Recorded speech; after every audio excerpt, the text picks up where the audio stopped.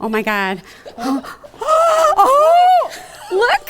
Oh my gosh. Do you remember practicing here? Oh, heavens, yes. Look at this. Unbelievable. Beth, It looks the such same. memories. No, now look at the murals. Oh no. What's this? Oh my goodness. Girls? Girls are Yeah, on the wall girls. playing basketball. Okay, this does not look the same. Not at all. Oh my gosh.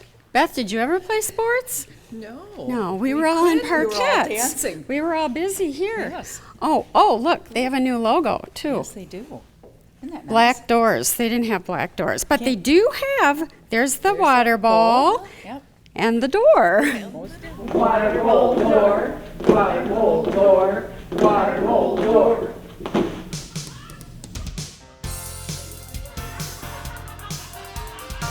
Every girl in St. Louis Park wanted to be one. Every guy wanted to date one.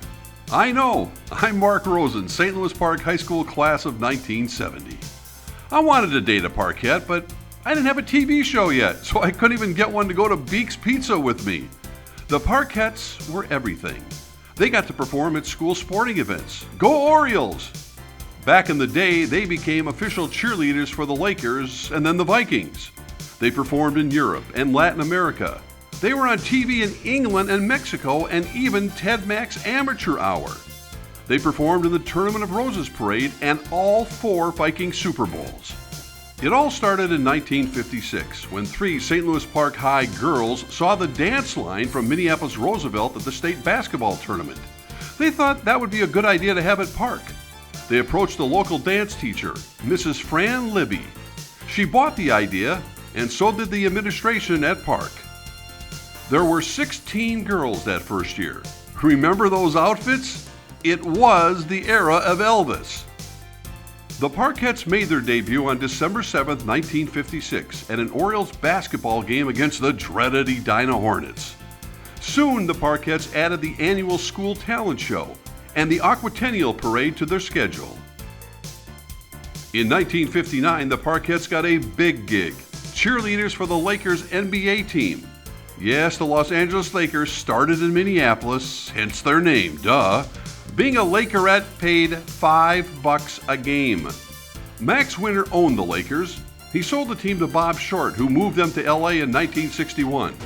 That was the year that Winter launched another pro team, the Minnesota Vikings. And of course, he remembered the Parkettes. So in 1964, he made them the official Vikings cheerleaders at Met Stadium.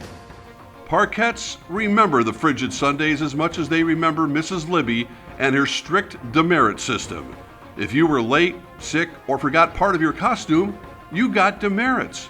If you accumulated 25 demerits, you had to try out all over again. God bless Mrs. Libby, who died in 1970.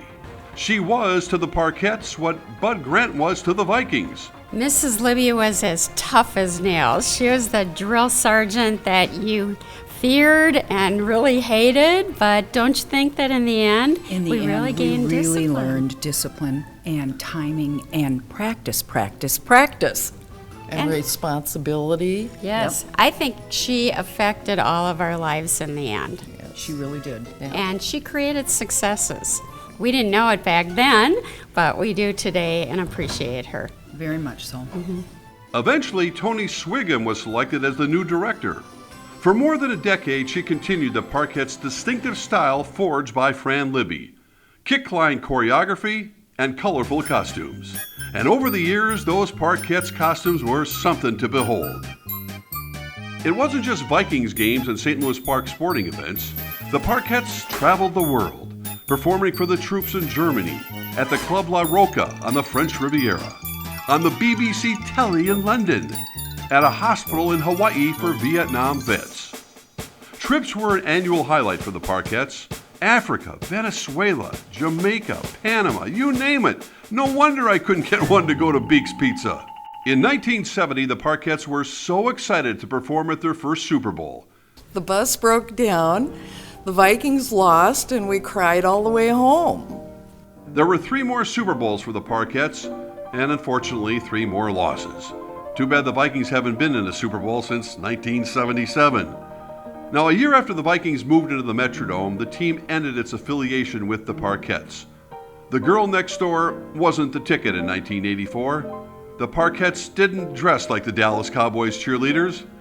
All told, 467 girls danced as Parkettes from 1956 until they disbanded in the early 90s. 338 of them had the exciting opportunity to perform as official Vikings cheerleaders. Then 33 years after the last Parkettes performance at a Vikings game, 175 alums gathered from around the country for a reunion performance at the Vikings game on August 31st, 2017.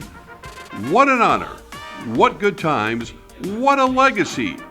What a kick you gave us! Thank you, Parkettes! Anyone want to go for pizza with me?